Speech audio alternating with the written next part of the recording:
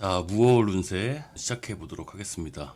아직 6월달이 되려면 시간이 좀 남아있긴 한데 관계가 틀어지거나 깨질 수 있는 확률이 이제 높은 때이기 때문에 좀 미리 말씀드리려고 일찍 찍게 됐습니다. 자, 무월은 가장 중요하게 봐야 할 것이 이렇게 천간으로는 무게합이 되는데 지지로는 파가 된다는 거예요. 서로 합하려고 하는 기운이라는 게 친밀한 것이 되고 유정하다고 표현을 하죠. 근데 말이 좀 어려우니까 서로 원하던 걸 본 거예요. 이 계면은 굉장히 디테일하고 현실적이고 감각적인 글자란 말이에요. 대상이나 사물이나 목표하는 지향점들이 구체화되어 있다. 그러니까 뭔가 하고 싶어 하는 것들이 확실하다. 원하는 것들이 확실하게 있는 글자라고 한다면 이제 무호는 이것과는 성향이 다르죠. 이제 무토는 대상과 잘 섞여지지 않는 것이 되고 게다가 오와 위에 있다는 건 무토 입장에서는 정인을 깔고 있는 것이 되니까 더더욱 이제 이상적이란 말이에요. 지극히 현실적인 계묘와 이상적인 무호가 만났단 말이에요. 근데 이 무호가 참 재밌는 게 그렇게 이상적인 글자임에도 불구하고 이게 또 계산적인 것이기도 해요. 말이 이상하죠? 이상적인 걸 추구하는데 계산적이다.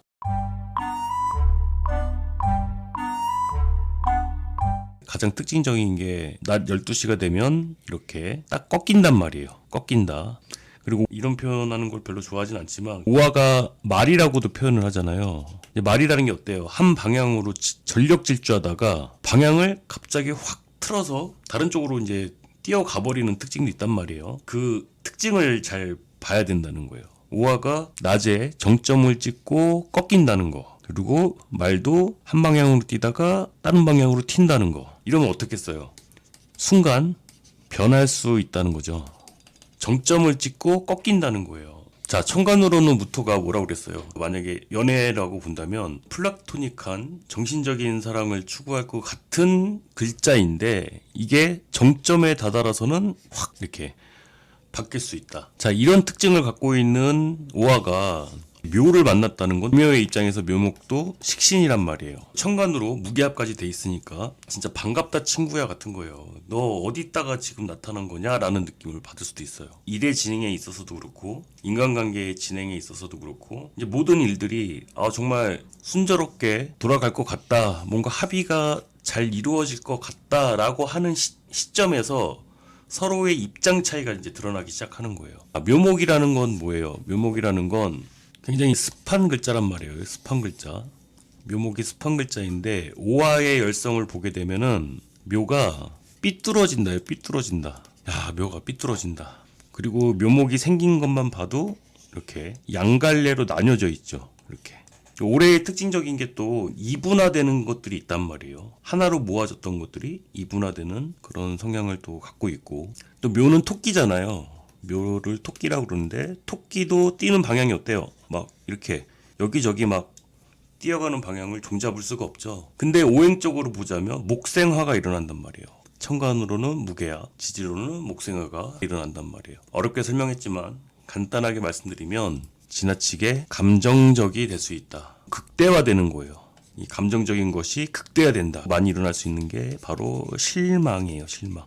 천간으로는 합의됐으니까 처음부터 뭐가 잘못됐더라면 뭐 맞지 않았더라면 실망할 일도 없었을 텐데 하기로 해놓고 방향성이 달라지는 것이 문제가 됩니다. 이 파라는 게 기본적으로 깨지는 거예요. 깨진다. 너무 좋았다가 깨져버리는 거죠. 서로의 입장 차이를 확인하지 못해서 자꾸 말을 하다 보니까 어렵게 설명하는 것 같은데 예시를 들어서 설명을 드릴게요. 만약에 소개팅이라고 한번 볼게요. 이제 계묘가 소개팅녀야. 뭘 본 거예요? 이 무토라는 관을 본 거죠. 정관을 본 거죠. 소개팅 남이 괜찮아. 괜찮은 거예요. 근데 어때요? 좋아. 열정적인 것까지 좋아. 합도 됐어. 그래, 소개팅 자리 분위기도 좋아.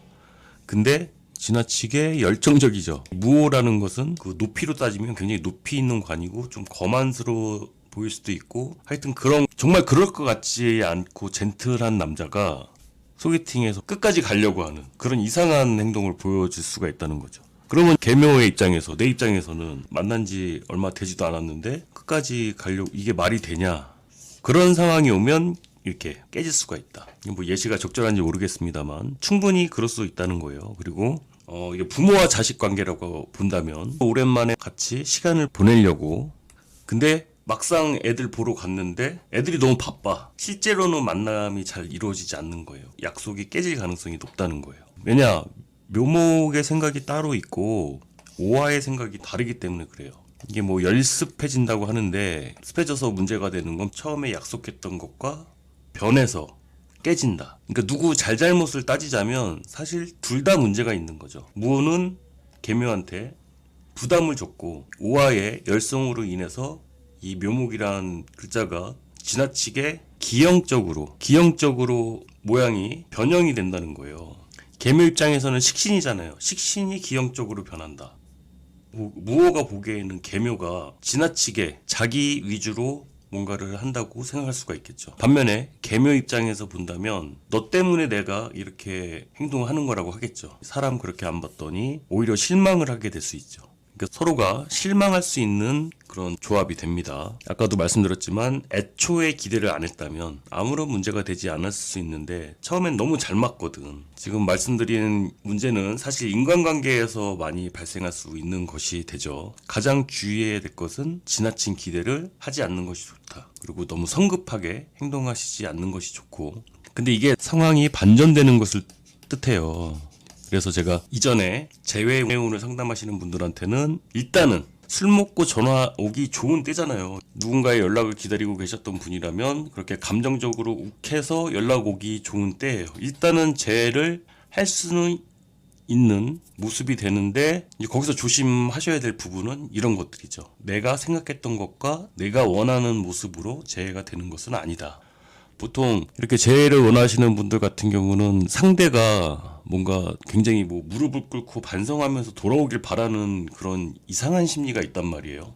생각해 보세요. 그럴 것 같았으면 애초에 헤어지지도 않았을 거 아니에요. 근데 싸우고 헤어지고 하다 보면은 상대방이 그렇게 나와주길 바라는데 이 무오올이라는 것 자체가 감정적으로 그렇게 연락이 될 수 있을지 몰라도 결코 이렇게 숙이면서 들어오진 않는다 이거예요. 서로가 왕지니까. 근데 감정적으로 이렇게 연결이 될 가능성은 높다. 그래서 연락만 하되 만나는 건 차후로 미루시는 게 낫겠다라고 이제 상담을 드렸던 기억이 나는데 아무튼 그렇습니다. 현재 어떤 입장이냐에 따라서 상황이 좀 달라지겠죠. 지금 내가 처해 있는 입장에 따라서 달라질 수 있다는 거예요. 지금 너무 좋아. 만약에 지금 너무 좋은 관계고 서로 너무 희망에 차 있고 이런 관계라면 다음 달을 주의를 하셔야 될 것이고 만약에 지금 너무 안 좋아. 거의 뭐 오늘 내일 해 하면은 다음 달에 반전을 노려보시는 것도 좋고요.